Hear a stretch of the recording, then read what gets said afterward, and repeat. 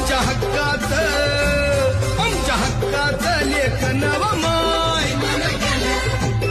एका वकिलाच्या लेखणीनं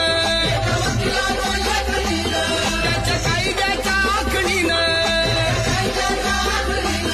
आमच्या हक्काचं लेखन व माय